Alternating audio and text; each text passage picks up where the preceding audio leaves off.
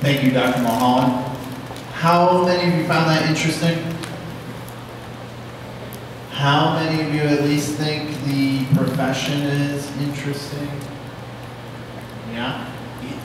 Even some people that already have jobs, great, great. Does this kind of open up your eyes to some of the different career paths that are available? And also, like, it's the mindset and the mentality and kind of the process of thinking. Dr. Mulholland said, you know, his start was in engineering, and what I find a lot of my colleagues in the industry, that's where they got their start as well. They went to school for engineering, or their original profession was in engineering, and it's that kind of analytical mind, the questioning, the kind of digging into things and taking things apart. That's, I think, the mindset that the profession benefits from. Any other questions for myself or Dr. Mulholland? No? Great. And now, if I'm correct, Mr. Sipek.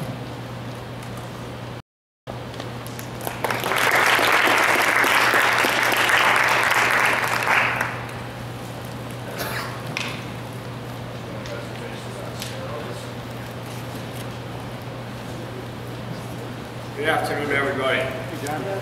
My name is Mr. Sipek. I've been part of the CAMP program since its inception, I believe, working to put this together and behind the scenes. It's been a real pleasure. More importantly, I think I worked with CAST. I was part of the group that got CAST started, and many of you probably know the better Sipek, and that's my wife, Mrs. Sipek. Spends a lot of time at your high schools and your academies. She was down in Epic this week. Talked to her on her way back and just had an absolute great time with the students that were there. So it was great to hear that they had another successful weekend. But I was asked by Mr. Venturella in the CAMP program to talk a little bit about what industry I'm in. And that would be, I would classify for the first 30 years of my working career would be in the area of transportation, logistics, and I would weave operations management behind that. And now I lead a company that does traffic control. I'll get more into that. But anyways, I was born, we'll give you a little bit of background, in Springfield, Massachusetts. And actually, I've moved 8 times in my life. Canton, Ohio is the longest place I've ever lived other than where I grew up. I left the house right after college and started with Roadway Express in 1981 and moved 7 times with them. And ended up here in Canton in 2009, 2007. 2007, so that puts me at 10 years, and that's the longest place I've ever lived. So, good, bad, I loved it. So my children, I wish they stayed a little bit longer in some places with their friends, but now when I look at their lives and their careers, they learned a lot in terms of being flexible like that. I put down there that I was a caddy when I started caddying when I was 11 years old, and caddied until I was 22, and loved every day. And the biggest thing I loved about caddying was not the golf part, even though I love golf. But there's a part of your learnings and teachings has been about the importance of networking. And if you're going to get anywhere in life, there's one thing you need to learn how to be good at. There's one thing you need to learn how to be not shy, and that is networking. Getting to know people, getting to know what they do, and if you need help, ask for it. And if you have interest in that area, make sure they know who you are.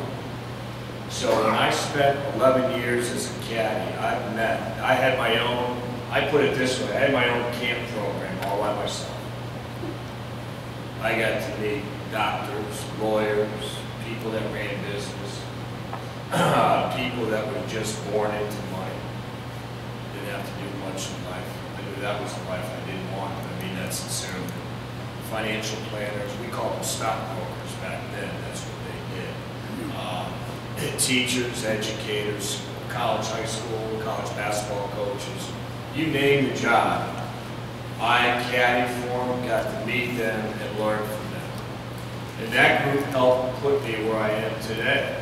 I went to the College of Holy Cross, Massachusetts, and two individuals that I used to caddy for on a regular basis, that's where they went to school.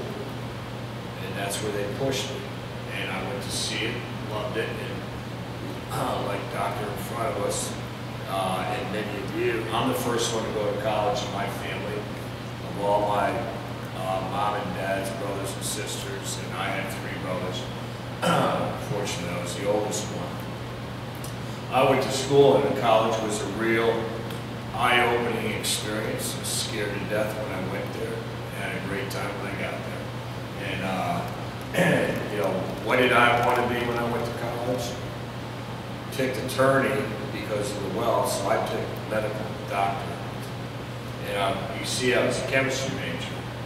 I love chemistry, still love it. It comes very easy for me, I don't know why. I just love chemistry. And I wanted to be a doctor, and you know, it was kind of my life, is I got burnt. I would apply to medical school, which is not easy. Was on a waiting list to Georgetown. Georgetown called me up a week before school was supposed to start and said, "We think we have an opening for you." And then they called back and said, "Sorry, we don't have it." So, some of you may know me. At times I can be a little bit stubborn and bullheaded. So I said, well, maybe this isn't for me. And I had a great job. One of my jobs, other than caddying, I worked unloading and loading trucks for a trucking company. And that person stepped into my life and said, "I think you'd be a great manager and you should get into the management side," and that's how it took off from there. So, you know, I became, when I take a look at it, I don't want to underestimate, again, the networking issue. I mean, I pushed the caddy program at Glenmore. I helped run one with students for early college, high school, early college academy. And it's not about, well, it offers them an opportunity to make some money, no question. But it's really about getting those children and students, building relationships with others to help them. Just like this, what camp is all about. That's what camp is all about, is getting you exposed to all kinds of opportunities to formulate life. Now, we probably, I don't know, don't know if there's a statistic on this. So I went to school to be a doctor and ended up running a trucking company and a traffic control company. You don't see a lot of similarities. And believe me, I didn't use my chemistry degree to figure that out, okay?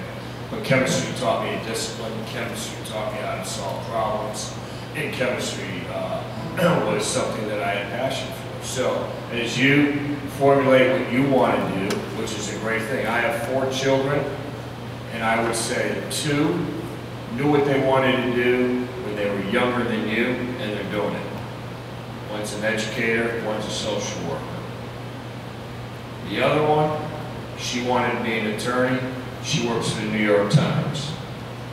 The other one, my son, he wanted to help the environment, and he does do that, and not necessarily hands-on, but he works for a sustainability company in terms of building programs in major companies. So, you know, we're not all going to know what we want right away.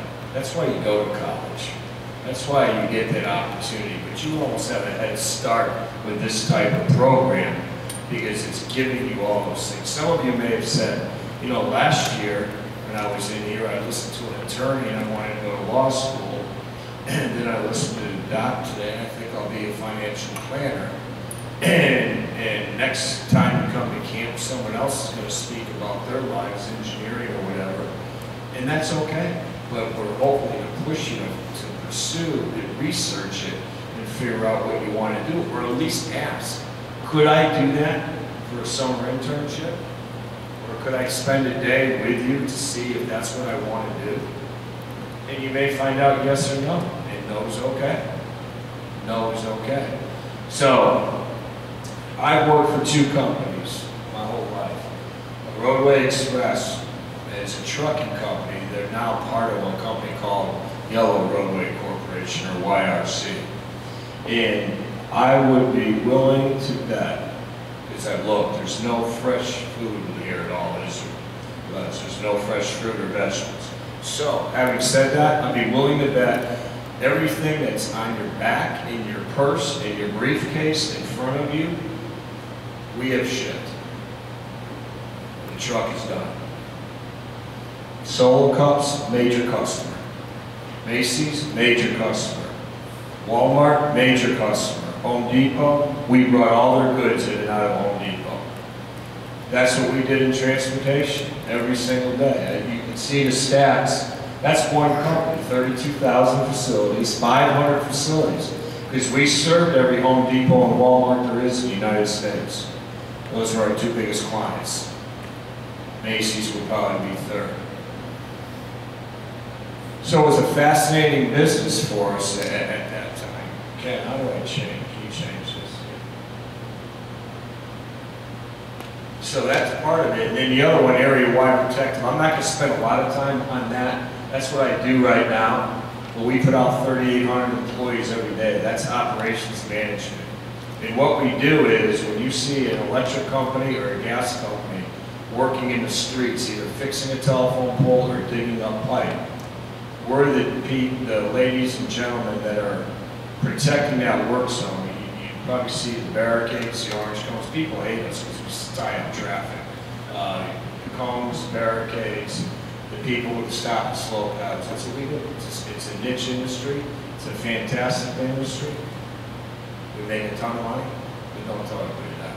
But it's what people want to do. So it's a lot of fun running that. As we keep going. So operations management, big words, management of all processes, from receiving inputs to delivering outputs. You know, when you talk about operations management, there's not many things that don't have an operations executive and or manager. When I named all those stores, you'll see a title. If you look at any org charts for any companies, you'll always see a CEO and a president. You'll typically see a finance, you better see a chief financial officer. You may see something in sales and marketing. And I guarantee most companies will see a chief operations officer too. That's running whatever it is. Whatever company, you know, does Starbucks have an operations officer? I guarantee you they do. Every store is an operation. They have a supervisor in there or a manager. And that person is in charge of running that operation, whether it's staffing, ordering, inventory, making sure they meet peak periods of time, cleanliness of store, right location. So operations management offers tremendous opportunities. And I'm going to get ahead. Mark asked a great question earlier, is what kind of path you need to take to get there, and I'll answer that question for you. And all businesses need good operations management. And what do I love about operations management? No day's the same. And I love working with people. And that's really what it's really getting a team together, a group of individuals together to accomplish your business goals and to meet short-term and long-term goals. You hear things like productivity and on-time service, all those type of things. That's the kind of stuff that excites me in terms of what we need to try to get accomplished. Supply chain management is probably the more attractive, and that's, I'm going to probably spend a little bit more time on that. But that's the management of the flow of goods and services from origin to consumption. And I've got a couple examples. I got a great example of Coca-Cola's supply chain management. Really broken down in a very simple way, but hopefully when you see that, you'll say, well, I never thought about it that way. Never thought about what it takes to make something happen like that. So we go, Ken, if we get just a little bit of a glance at what goes on. So in 2015, just in the logistics and transportation industry, $1.5 trillion industry. I can't put my arms around what that means. To me, it means it's big. It's going to be as simple as that. I mean, I can't figure out what 1.5 trillion. Sure, some of our financial planners wish they had that kind of book that they were putting together, and it's 8% of our gross domestic product. I mean, it is a large segment when you think about it. Anything that's got to get sold, the materials have to come in, they need to be manufactured, then it needs to be distributed. And I'm going to show you another example of how we hear things like Asia or made in China, and that's true. And the reason they do that is it may be cheaper to do that over there. But there's a lot of things that leave the United States, go over to China, get assembled or made, and then come back into the United States. And people look at it, and even myself when I was young, and I'm like, because we bought when I was with Roadway, we bought a trucking company in China, the smartest thing we ever did. We actually buy a partner, we can't buy companies in China, but we really were able to really get our customers to love the fact that we could keep track of their goods when it went overseas to the United States and then came back. So to me, it was fascinating.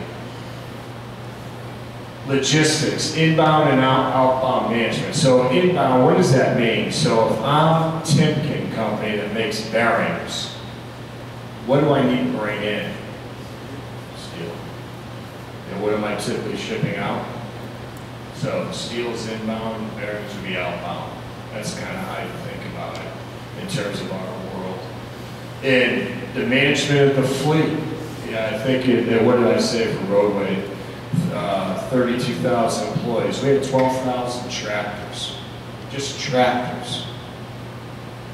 Close to 30 to 40,000 trailers. Someone's got to keep track. And that's one company. I mean, you see, I'm sure some of you see FedEx on the street. I'm sure some of you see UPS on the street. They're all competitors of ours. We all do the same thing. And those companies are actually bigger than our company. We were a $4 billion company when we were there. Air and express delivery, kind of the railroad. I mean, anybody ever get stuck behind a train? What do you think they're hauling? They're hauling some coal. There's a lot we shipped when we were with Roadway. When I was with Roadway, we would ship somewhere in the neighborhood of 60,000 trailers a year on the rail. Because we couldn't find enough drivers to drive the units, and it was also cheaper in a way. It was slower though, that was a problem. But anything that came off the East Coast, usually we brought to the rail in Chicago or Dallas, and we shipped it out to the West Coast by rail. So not only raw goods, but finished goods, and you see cars being brought in on the rail. Tremendous, tremendous part of the logistics world. Maritime, I'm not real familiar with that, but you know, anything that's going over barge, go by some of the ports. You know, the LA, I was out in California for about 5 years. That was too long for me, but I was there.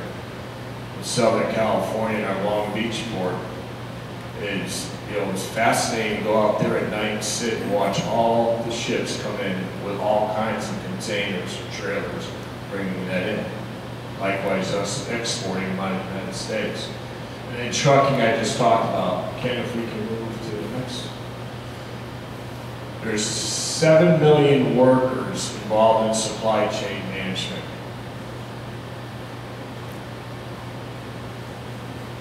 There's probably not a trucking company out there that's not trying to hire drivers right now. I know when we were at Roadway, it was a constant. But even in the management side, you know, logistic, when you could probably drive around here, and there's certain cities that I get to fly in and out of that you see warehouse after warehouse after warehouse by the airports, or typically they're by the airports, or by rail yards, and those are just filled with product, waiting to go in or go on, or go on the shelves. And there's all kind of logistics companies or warehousing companies that are looking for good managers, looking for good supervisors. It's a sales opportunity too. There's my wife, Mrs. Cyclic, so she probably doesn't tell you this. That's how we met. We were both at Roadway. She was a sales rep. So she would go call on companies like Timken or whatever and say, we think you should use our trucks to move your goods. And she was very good at it. So there's a tremendous opportunity in terms of that if that's something that you're interested in. But just look at the amount of fuel that just the trucks burn a year. No, we get on it for fuel economy, you'll love this. How many miles to a gallon do you think we get on our tractors at Roadway? 6. It's a good day. If it's cold out, 5. So a big expense is fuel. So here's what I wanted to spend a little bit of time with, Apple's supply chain model. I think most of you are familiar with Apple. Pretty big company. Most of you probably have one of their products, or will have. But sourcing, so where do they get all the materials that they need to make whatever they make? United States, certainly. China, certainly. Other Asian countries, Vietnam, Philippines, certainly. Europe, yes. Not too many continents they're visiting. And the assembly is in China. So wherever that's where they manufacture and make the iPads, the cell phones, the earbuds, everything that they have. Then it's brought in back into the States or wherever. I mean, Apple's global. Well, Apple's in every country there is. But as an example here, they bring it into warehouses throughout the United States. I mean, just taking time out. Anybody ever used Amazon? Anybody amazed how quick it gets to your house when you order? Do you think that comes out of one warehouse somewhere? There's warehouses for Amazon all over the place. I know a gentleman that he started a warehousing business. He just sold it to Amazon. Up in Ohio, it was really fascinating to learn how he started it, what he built it to, and how quickly Amazon came in and said, we want it. So the warehouses all need management. All warehouses need management. You're really into running a team, running an operation, getting things in and out of that warehouse, fulfilling orders, understanding what you have. And typically most warehouses, and I know this for a fact for Amazon, 7/24. Because you get it on your computer when they say, oh, if you order tonight by 8 o'clock and want to pay me an extra 20 bucks, I can make sure you have that tomorrow. Well, they're not waiting till 8 o'clock tomorrow morning to start that process. That thing, I mean, it amazes me. I ordered 4 books last Thursday or at my house on Friday. And they told me they'd be there Monday. And I was okay with them being Monday. But it's just an amazing, amazing model that they built. Distribution. Think about Apple in terms of how you can buy from them. Can you buy from them online? What company can't you buy from online right now? I mean, it's very rare. If you're buying a product that you can't, I mean, you want to order out food tonight, just go online, click, move, and you got it. So you can buy at retail stores. I mean, Apple stores are pretty cool. They're pretty cool. But why don't you think there's a ton of Apple? Isn't Apple pretty popular? Why don't you think there's more Apple stores? They just want to create that mystique. That's part of it. But where do they want you to ship? I mean, where do they want you to shop? Online. I mean, we hear about it. It's scary when you think about it. I mean, I just read the other day, JCPenney's is closing a ton of their stores. Macy's is worried about it because we don't go to stores to shop. First time ever, I'm the most stupidest person regarding technology. I really am. Thank God I had 4 children to show me what to do. But it's the first Christmas I bought all my Christmas presents online. Now I started like 9 months before, but I mean I figured it out by then. But I didn't walk into one store other than get Christmas cards. That's the only thing I did. I didn't walk into one store. And people do that all the time. Direct sales force, that's more in the mass area, and then wholesalers, retailers, network centers. And then after they sell it to you, there's a tremendous market. What happens with your phones after you're done using it? Or computers? Or iPads? There's a tremendous business of them now getting trade-in programs or recycling programs. Apple brings it all back in. It starts the whole process all over again. So again, this is really that's a pretty big world, but all that could fit under logistics and operations management. Those different segments. Okay, if we can go, I want to walk you, hopefully this works. It's a small video, it's on Coca-Cola, but it gives you an idea. We're talking about a can of Coke or a bottle of Coke. Ken, is it going to work, you think?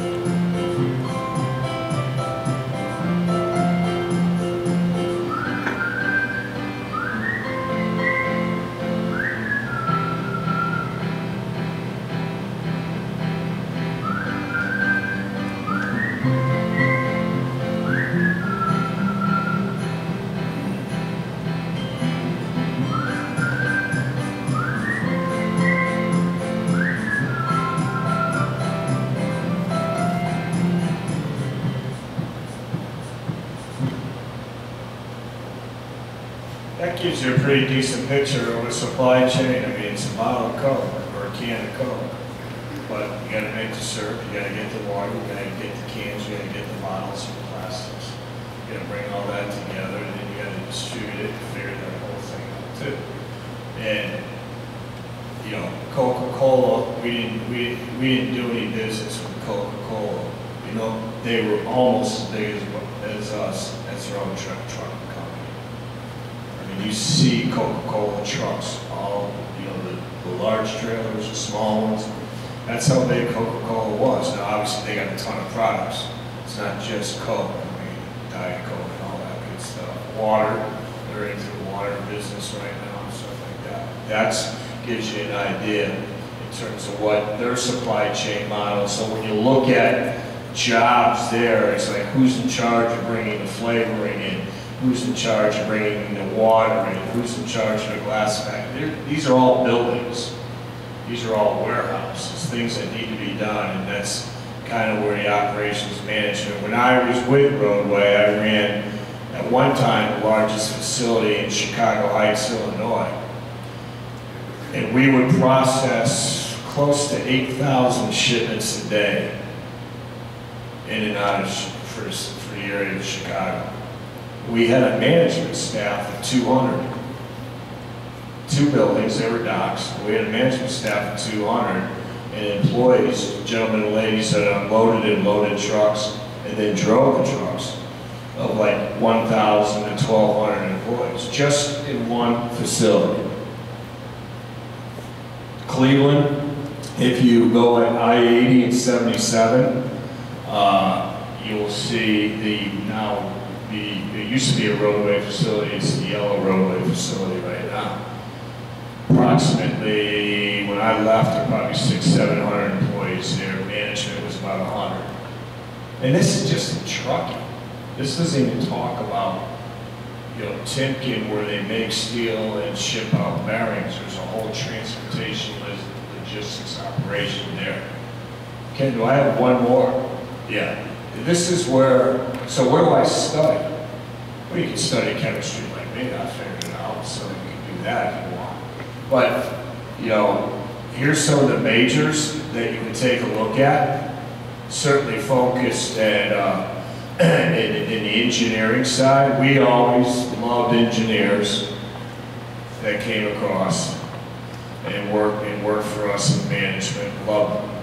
But, you know, I don't have an engineering degree, and a few of the folks I work with. And it's not only do you understand business and can you make good decisions, but can you really work with teams of people? And that's really what we've done. That's really what we do. And then, you know, the options. We spend a lot of time. They're great partners at camp. They're right here in your neighborhood. But looking and talking to representatives from the University of Akron, Kent State, Stark State, all have those opportunities there if it was a career that you were interested in. So that's kind of, I love it. I mean, you know, now I came with this company, Area Wide Protective, that I told you we put out what we call flaggers. So it's a flag traffic. So when 4 or 5 years ago, it was like a $60 million company. Today it's 240. I mean, it's grown unbelievable. We're in 20 states now. And each day, Mondays are slow, but each day, Tuesday through Friday, we put out about 3,000 employees a day, just doing that for the utility companies. But now we're getting into some cool stuff. We're going to do the Atlanta Braves for all the baseball games. We're going to manage the parking lots for them. We're going to do 4 PGA events this year, managing traffic in and out of them. And behind the scenes, we do have engineers on staff that actually draw up the plans on how to do that kind of work. So that when our gentlemen and ladies go out on it, they have a piece of paper that says, put the cones here, the barrels here, the signs here, whatever the case may be, and make sure the traffic is flowing properly. So are there any questions at all? Yes, Mark.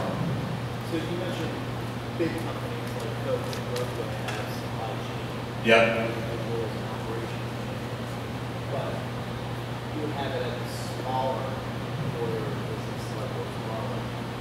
Yeah. Instead of maybe doing raw materials, have a similar role. Yeah, that's a great question. Well, probably one of my best friends is a gentleman that owns a company by the name of Essential Coating from Essential Coating Products, a paper company. It's about a $20 million company. So in the business world, that's very small. Okay, I mean, there's probably, Steve has about 80 employees there, and he has employees that, you know, treat the paper. It's the paper that goes through a waxing process, because all that paper is used for food products. Sugardale and Freshmark's one of their biggest customers, and some of you are involved in that, or could be involved in that, will be involved in that. But, so he has individuals there that are in charge tomorrow morning. There'll be trucks showing up that have been scheduled from previous weeks. So someone's got to schedule the materials going in. Someone's got to make sure they've got enough material to keep the people busy that are coming into work tomorrow. Someone's purchasing that material, working with suppliers to find out what's the good buy. Hopefully not all economic. Some of it is quality, and make sure you get what you pay for. And then someone is, while sales is out there selling that paper, putting their orders back into the company to say, hey, we need 2 truckloads of this paper for one of their customers is Subway. You know, when you get a Subway sandwich, is there a piece of paper that it's wrapped in before you take it home? That's what this company does. So there may be, after a big weekend, a store that needs more of that type of product. So then someone has to schedule the trucks to go out and manage that whole operation during the course of the day. So there's operations managers, really, any place that's making something or warehousing, there's operations supervisors and managers. So someone would ask, because I'm going to piggyback on Mark earlier, you know, so when I started, I would say probably 40, 45,000 is a good starting wage for a supervisor in that area. At AWP, I have managers and supervisors. I hire supervisors at about 40. And then when they get to run a facility, a Canton facility, or any one of my facilities, they get 65 to 75, with an opportunity for a bonus for another $10,000, $15,000 a year if we do well. So, you know, it's a good job. And then obviously there's opportunities, like I said, there's not a company out there that doesn't have a CEO or whatever the case may be that you may want to be in. But it's also, I mean, it's just a fun job because not every day is the same.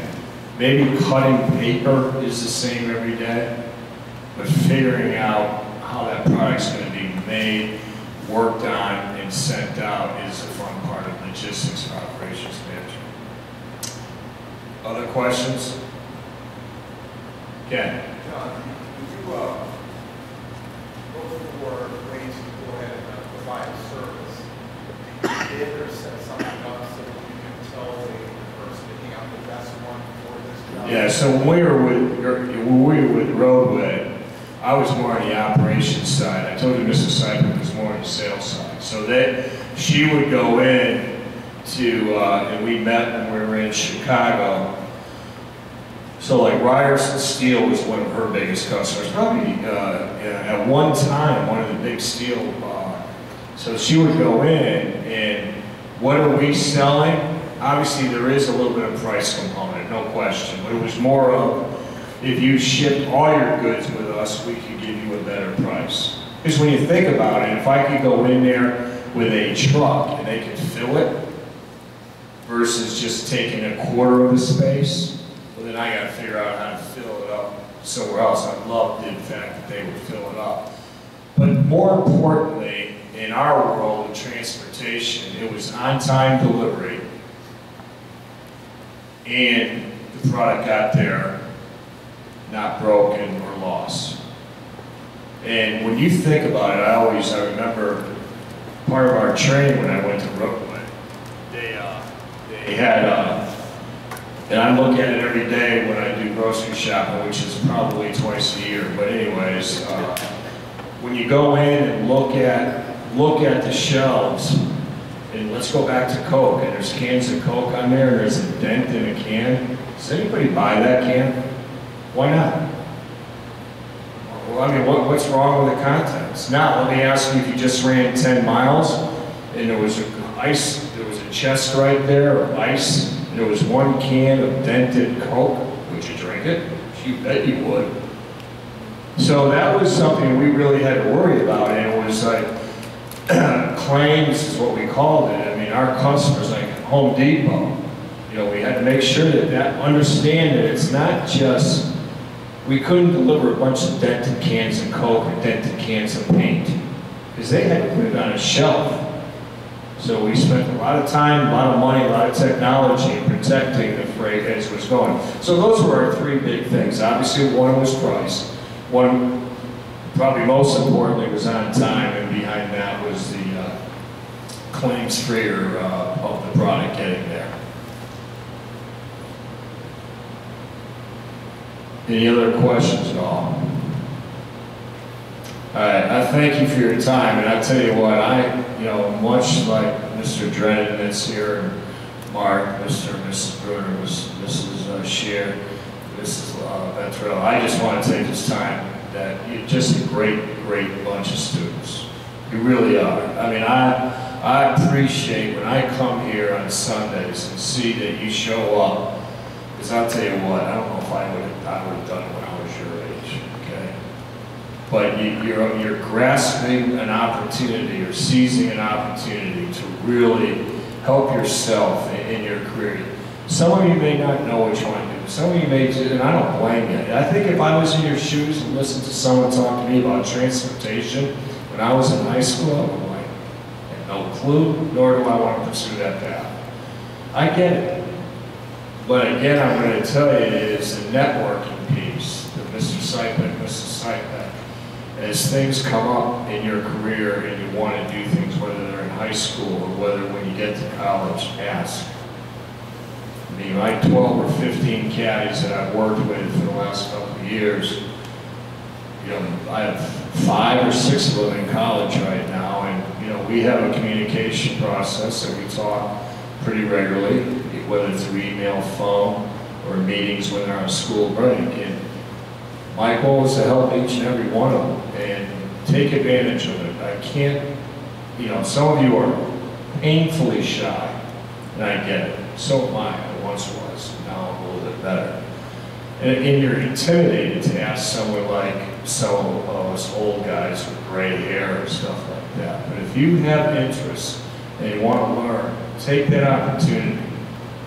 And if you want email addresses, and maybe that's the easier path for you right now, is to send an email and say, hey, Mr. Sipek, what about this? I mean, I have someone, I don't know if he's here today, because I don't know this gentleman, and I apologize if I forget the name. If someone's interested in IT, so he went up to my wife, Rhonda, said, I'm interested in IT. Well, I've got 5 people that work in my IT department. Every one of our crews has a tablet because we tell them where to go, and that's their invoice, whatever the case may be. So I'm going to talk to him hopefully the next week or 2, and hopefully he can come work for us this summer because they fix tablets and they fix phones and they have fun in there. I have no idea what they do, but it's a bunch of young 21, 22-year-olds that know a ton of stuff about IT. And so I said I was a traffic control company. I didn't say I was an IT company. But there's so many of those type of opportunities within companies. So please use this opportunity, and I just want to say thank you. You're a great, great group of students, and to do what you do, you got to feel real proud of yourself because you're on the right path. Thanks.